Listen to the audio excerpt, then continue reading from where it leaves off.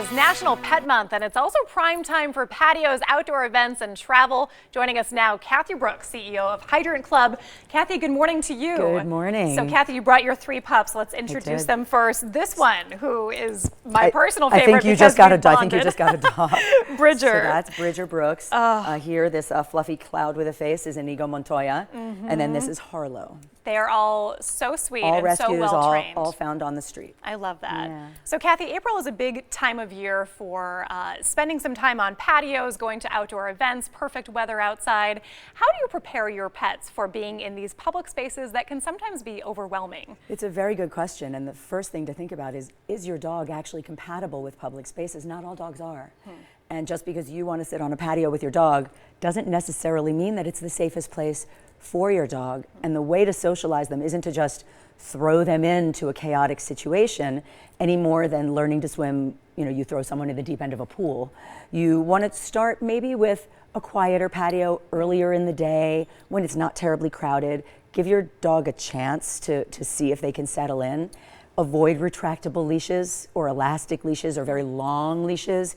You want a fixed length lead, not dissimilar from what the pups have on here, 4 to 5 feet maximum, so you can keep your dog real close to you.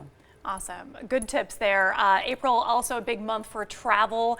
People trying to bring their pets with them, right? What tips do you have for people who are bringing their pets along with them? Well, just like you plan for your travel, you find your hotel, you make reservations different places, you need to plan for your pet.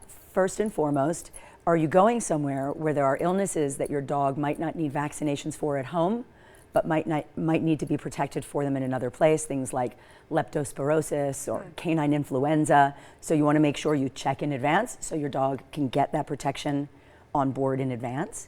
Also want to make sure that the place you're staying is actually dog friendly. The number of people who travel and the day before they're leaving find out that their hotel isn't pet friendly, and then they're left with a scramble to find a place for their dog. And if you're traveling and the hotel, let's say the hotel isn't dog friendly, give yourself some lead time to explore resources, daycare and boarding facilities near where you're going so that your dog can actually have their own vacation while you're at your hotel. I was going to say, real quick, if you're heading somewhere where you can't bring your pet with you and you're looking to board, what kind of things do you want to look for to make sure that your pet is really well taken care of? One of the crucial elements is how many dogs per handler.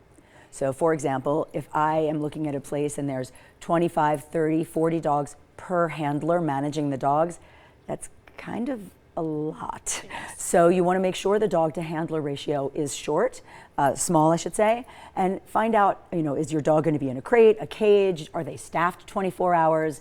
Do they have an evacuation protocol if there's an emergency? Same kind of things you might do to care for your child. Lovely. Cathy, so much good information. We're going to put all of it on our website at ktnv.com.